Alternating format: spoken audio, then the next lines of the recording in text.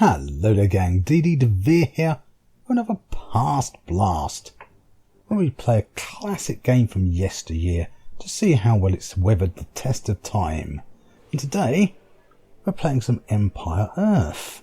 This was released back in 2001, was developed by Stainless Steel Studios. So what do we get? Let's have a quick look, shall we? Settings. So you get a few video options. It does support modern resolutions, which is nice. Detail wise, not a great amount, but again this age, graphics are not what you're buying it for. You get a few audio options, nothing too outstanding, and finally the interface. And you might want to crank your mouse sensitivity and scroll speeds down a tad because they're a bit ridiculous, in all honesty, when you first start playing. So content wise, now the game did have multiplayer, but it used Sierra, who was their publisher's online network. So it may be possible with something like Tungle, but probably we're going to come at this from the single player aspect, as we often do with games of this age on this channel. So actually, let's have a quick glance at the game tools. So you get a civilization builder, a scenario editor, and a campaign editor. So you can build civilizations and scenarios, which are basically maps here, and combine it all in the campaign editor. So quite a lot of it, if you enjoy that kind of thing, quite a lot of extra content. I believe you can also find some online that user made. So the single player itself, here's where you'd play the scenarios and the things you've made or downloaded. But you also get learning scenarios. They're basically your tutorials. Some of them are worth playing through actually, because there are some nice little missions in there. Not particularly hard, but then you also get a skirmish mode. Pretty good one actually. You can have up to all those as AI opponents. You've got all different map sizes you can set, map types, as well as the starting epoch, which is at prehistoric age, going all the way through to whatever age you want it to end at, up to the maximum the nano age, which is all your future tech, your battle walkers and laser guns, that kind of thing. All fully fictional, of course. So it's quite nice. There is quite a lot there you can actually do. So that's quite good, but we'll cancel that out. So content-wise, there's a fair bit here. And of course then there's the campaigns. Now, as far as I'm aware, digitally downloaded, you can only get the Empire Earth Gold version, which includes the expansion, the Age of Conquest. So on top of these 4 campaigns here, there's a further 3 there. So you get the Greek campaign, which is like, up to Alexander the Great and all that kind of thing, the birth of the Greek nations. So like prehistory. Then you got your English campaign, that's sort of the Middle Ages, medieval times. Sort of 1066, Battle of Hastings, that kind of stuff, gubbins there. The German campaign, that's playing as the Germans in World War I and World War II. And then finally the Russian campaign. Now that one is it's a fictional what-if set in the future with all the future tech. And then because of the expansion as well, there is a Roman campaign, but it's launched separately from this, which again is, with Julius Caesar and infamy, they've all got it, infamy, that kind of thing. Then there's another World War II campaign set in the Pacific, okay, I'm going to say specific there. And then finally another Japanese campaign, which is a future one again, which is another made up one. So in total, we'll get 7 campaigns. Let's have a quick glance at some of the Greek campaigns. So you start with one and you work your way through history, through different things. There's the Trojan War, Rise of Athens, Alexandria here. So let's try the Rise of Athens. Let's give it a quick go, and I'll just play it through it easy. So this just gives you sort of like outline of the history and what was happening, and then we'll skip that because what your overall objectives are, because it's narrated. There is a full narration there, which is nice. Friends and fellow Athenians, Sparta and Thebes to our north and south are growing stronger, threatening our very survival. To expand our power, we must bring Eleusis, Pallene, and Aphidna under Athenian control. Once we have defeated their armies, their people will follow us. Alright, it's pretty straightforward. Go there, beat the armies to these 3 towns. But you can't destroy the town centres, and then their armies will be allied to us. So we also have to keep 3 of these nobles alive, at least 3 of our nobility there alive. So our starting units, we have a priest, we have Theseus. Now he's our hero unit. Most of them have hero units. We have ridiculously good stats. We'll talk more about that shortly. And of course here's our proles. So the first thing I want to do is I want to set 2 of you to manufacturing a farm. So here's what you can build here: settlements, houses. Houses only just add to morale, which is that little green ring around the dotted green ring, which means how hard they'll fight. So I'm going to build a farm to start off with. I'll just slap it down any old where will do. Once it's built, they'll start farming away. Let's get everyone else. Priest here. So of course you've got your usual things. Here's a barracks, a few foot soldiers, a stable for your cavalry, and one sticking point. You'll see that has a population cost of 2. Down the bottom here we have all our usual amount of resources, and there's your population cap. So it's a bit of a letdown that things like the mounted units always take a count of 2 away from it. I'm finding some archers. I'm going to start. I'll make 5 of those. That is actually 5, believe it or not. It starts from 0. So I am actually making 5 of them. I have 2 macemen, 2 spearmen. These guys are more for smashing in doors and things. We probably won't need them for this part of the campaign. Right, so we're going to go find other resources. So let's take these chaps and head up this direction. And make our way towards this city. The interface is fairly straightforward. Just as everybody looked at those sort of things. Strength of your units and that, your overall mini-map for quickly skipping around, so forth and so on. You can do things like set them to explore the map on their own if you want, but that's not something you'll use very often, to be honest with you. So I think it's up this way. You need to go. So even with the mouse and that set quite low, it's still pretty rapid on the scroll speeds, in all honesty. Oh, there's animals. There's quite a fair selection of different animal types as well in the game. You can hunt them for food if you wanted to. But of course we've got a farm going, which is the easiest way to keep your food going. I believe there should be some resources up here somewhere. By that time some of our units should be completed. Ah yeah, over this direction.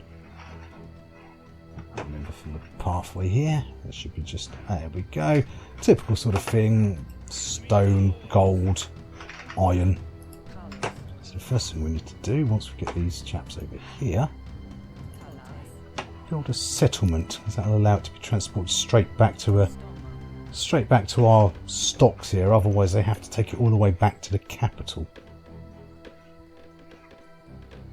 I want to do something else as well when they finish that. This at least is mercifully fast. Building times, actual buildings are pretty good. So I get 5 of these. I'll get you out of the way. Oh no, hang on. That's my priest I was looking at there.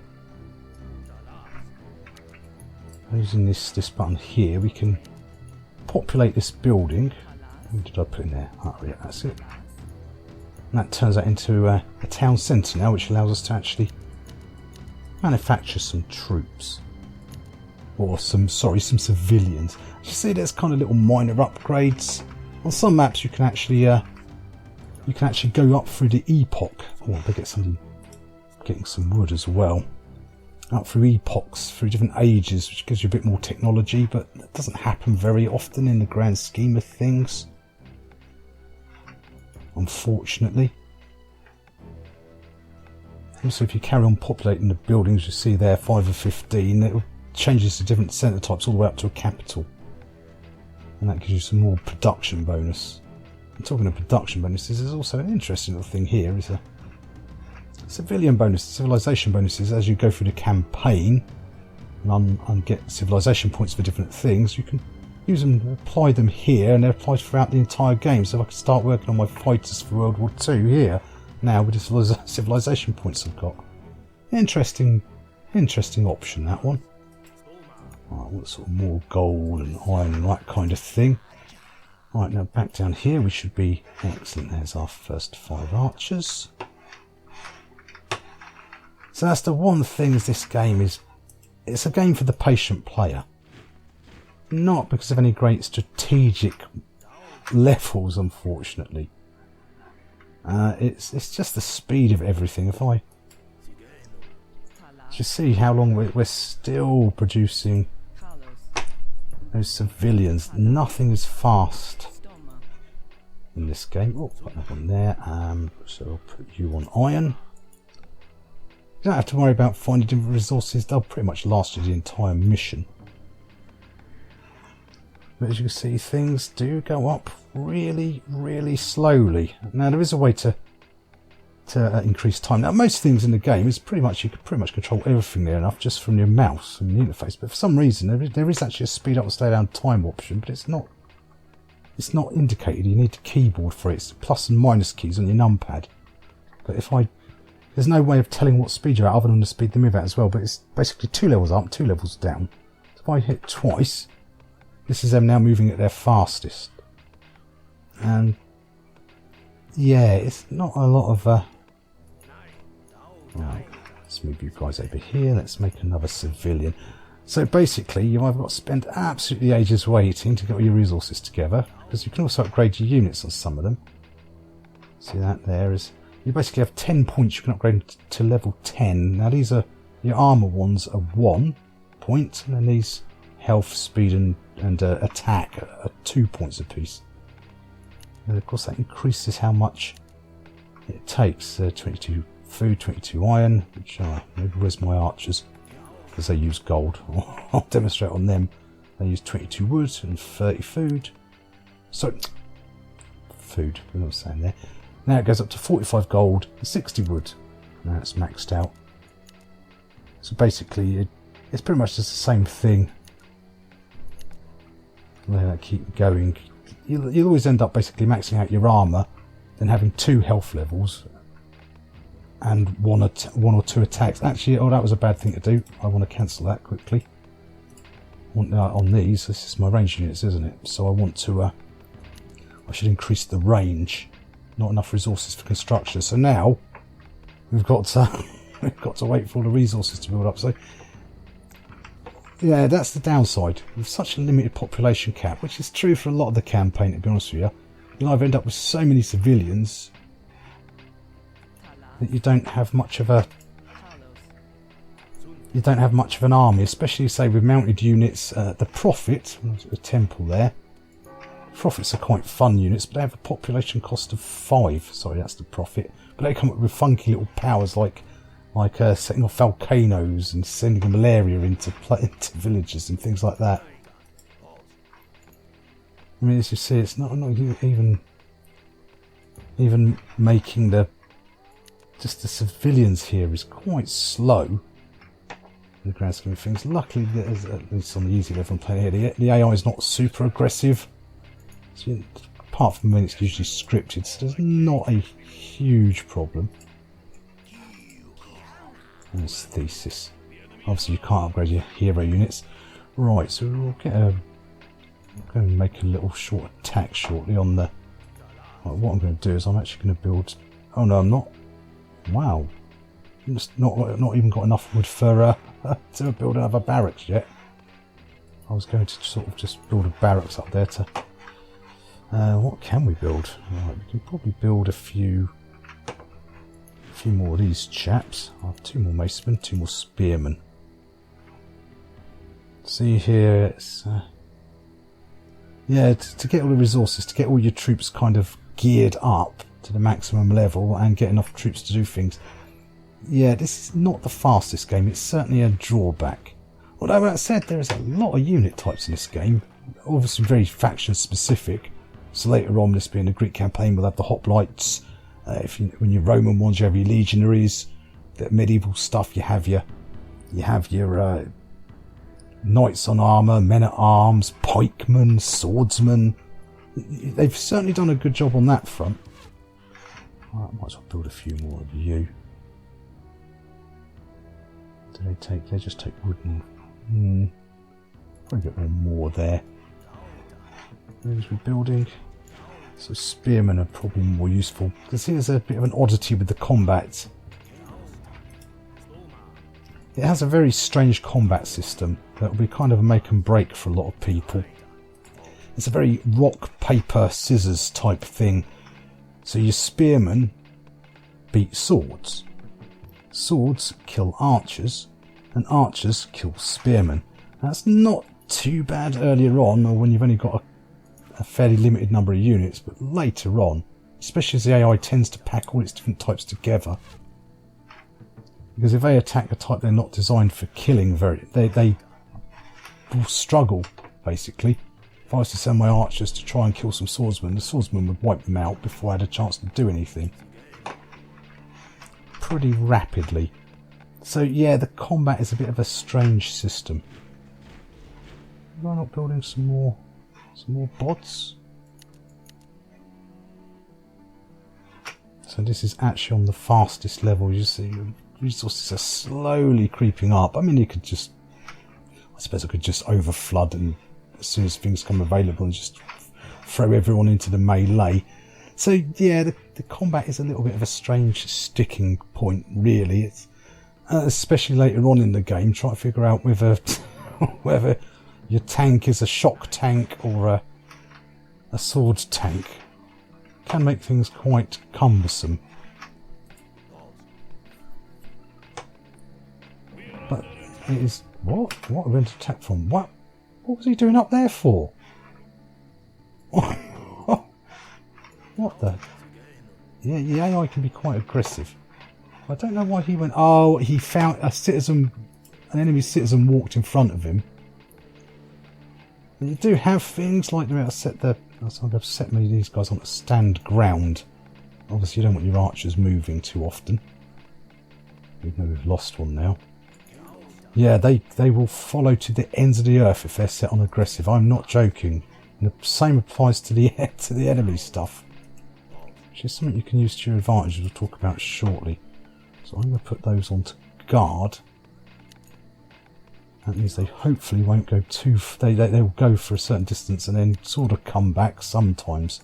You also get the option to change your formations here. But unfortunately that's not unit specific. If I switch them, say, to that arrow, then pretty much all of them will be on arrow. So that's a great pity. So by and large you're going to leave everything on. It's best just to leave it on the standard line or double line that they're on. But again, that's also a little bit problematic later on. Right, we should now be able to go and start smashing up that village, or rather destroying their army. We'll see the next problem once we start trying to do that. We should have enough here to do the job though. Right, so... hello, what are you doing down there? See, that's all the resources we've bought. If I was to start upgrading my troops now, I'll soon run out of resources. Alright, so let's bring them down here. The usual thing, if you right click to move them, you can also set the facings and all that. Actually, in the grand scheme of things, oh, I know what I didn't do. I didn't bring those battering blokes, did I? Hopefully, once I start attacking, the army will rush out to fight me. Fight me, you cowards! I'll make a couple of them in the meantime, just in case. See, we're almost already at halfway limit, and if I started adding cavalry, and obviously cavalry are more powerful in terms of hit point and damage, and speed. Yeah, it's a bit of an missed opportunity. You're never going to have, you know, a massive, huge armies sweeping across, even in World War I and II. Right, that was one of their civilians. That was a good chance to try and demonstrate the priest. Where is he? So his special power is the ability to convert enemy units to our cause. Oops, there we go, there's one. Let's see, convert power. Try and get that one if you can. It's almost too late. That's one of the few times I should have slowed it back down there. Right, there we go, get this one. Is he not? Oh, I've just selected him. You get free, hopefully, if you can get it in time. Yes! And we'll get out of the way in case that gun turret starts firing at him. Huh? Oh no, it's just a gatehouse. I thought that was an armed tower. Because you can, of course, build yourself. That's what stone's for, basically. It's mostly for building. The stone is mostly for building things like walls and tower defences. I won't bother demonstrating that now. Hospitals is also useful for them to buy. So let's go back to our main thing. I don't really need those battering blokes that much now. There's nothing you can be trying to kill them. Let's get them to start smashing that gate, and hopefully this army will come out and start attacking us. Let's up the speed again. As we move you out the way. So yeah, that's quite fun. I could probably go up here and mess with them a bit. If you can see them, they're soldiers. Sometimes you can get the soldiers converted to also increase your forces. So I'll show you how you can exploit the AI very shortly, hopefully. There's definitely the AI is one of the problems in this game. No, it's even now he's chasing off after. No, stay here. Just right. So those two are going to start smashing in the gates. They're not coming out to fight. No, sometimes the AI isn't very aggressive in this game. Right,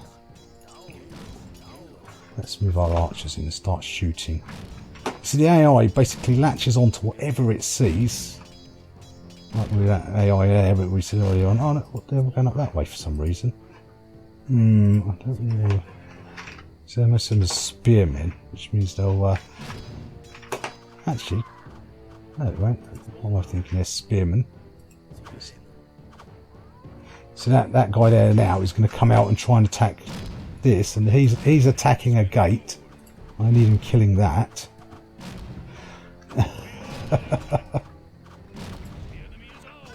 The problem with this aggressiveness of the AI is when they get near buildings.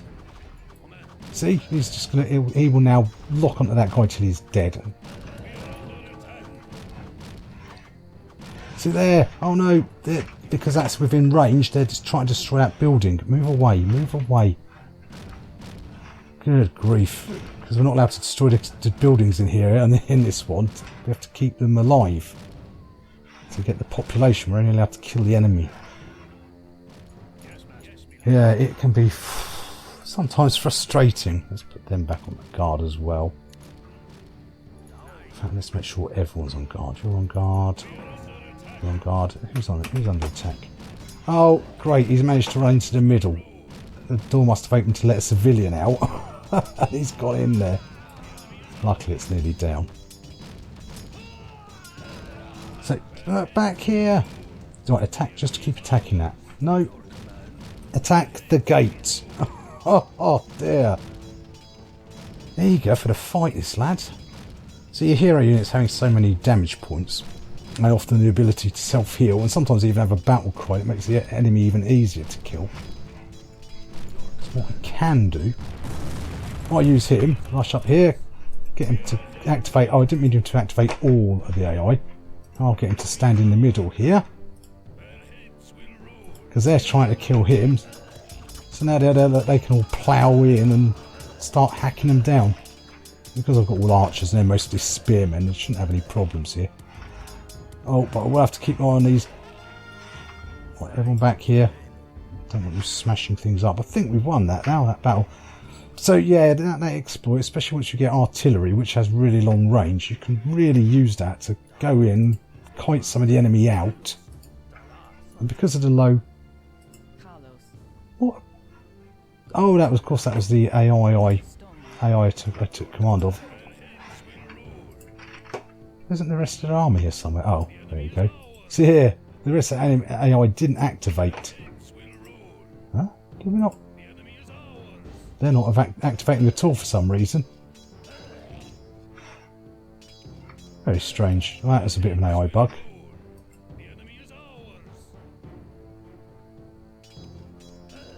Oh, I've got to bring 2 nobles into the town centre with him. Right, come here. Oh, yeah.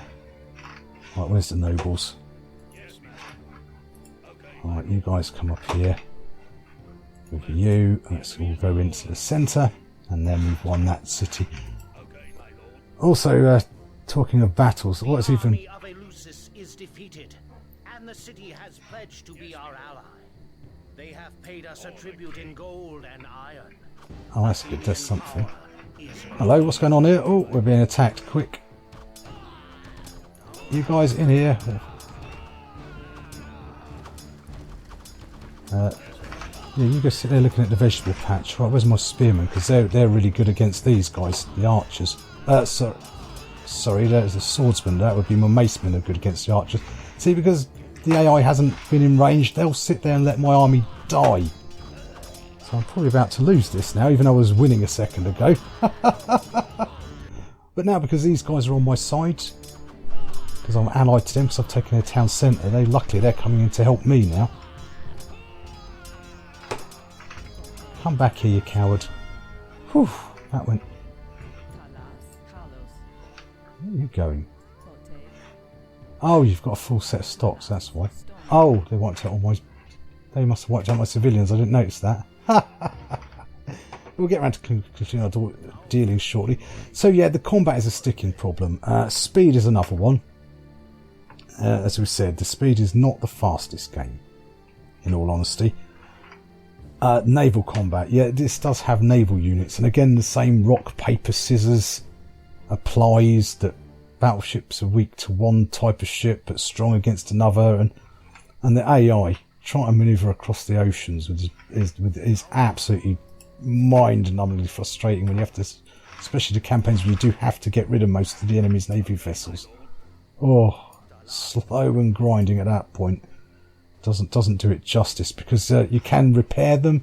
Oh, and it takes forever to repair them. And honestly, for you the naval stuff, you're honestly better letting it get destroyed and rebuilding it rather than trying to repair, because the units themselves don't get any expertise. It's only how you upgrade them here that makes a difference. So if you've got extra range there, I'll give them extra attack as well. So how's it stood the test of time? Well, it's the same problems. Again, it's another one of these games. It's the same problems it had originally. There's a lot of content here, a lot of game for your money. Some really interesting historical campaigns in the way of the Greek, the English, and the World War I and II one, the German campaign, as well as the Roman campaign and the Pacific campaign and the expansion, along with all the map editors, scenario builders, campaign editors, civilization builders. Ton of content. That's good. But the combat itself, as you've just seen there, trying to make sure they didn't go off and destroy this city, especially when you do have to fight amongst enemy cities. You can destroy them in most other campaigns, but once they start hacking up a building, they will stay hacking it up unless they get attacked specifically. So their friends could be getting absolutely destroyed behind them, and they'll be off attacking a bloody house or a farm or something. And there's a couple of missions that'll make it absolutely teeth grinding frustration. Try to stop your troops attacking buildings when they're getting absolutely wasted by the enemies. So those were the frustrations it had back in the day. It's definitely a lot here, and the historical aspects of it, with all the narration telling you about the historical periods and the campaigns, meeting all the different characters, that's all good. But you will probably want to remember that AI exploit of using your main hero unit to tank a load of them, and then using the other units to wipe them up, unless you've got a lot of patience and don't mind building up your army or rebuilding your armies, thanks to the speed. Look at them, they were up until that recent attack, they were mining, and we got the resources from when they joined peace with us. That's still all we've got. So you can end up getting through quite a bit of resources on a full campaign. So it's still good. It is a good game. Visuals are nice enough. Music's fitting. It would be nice if there was a way to make it a little bit faster, a little bit less punishing in the way of the AI costs. So that's basically it. So yes, we'll conclude our dealings here. Gang, thanks for taking time to watch the video. I hope you found it useful and entertaining some way. As ever, don't forget to like, comment, subscribe to let me know you're alive. I shall see you all next time. Bye for now.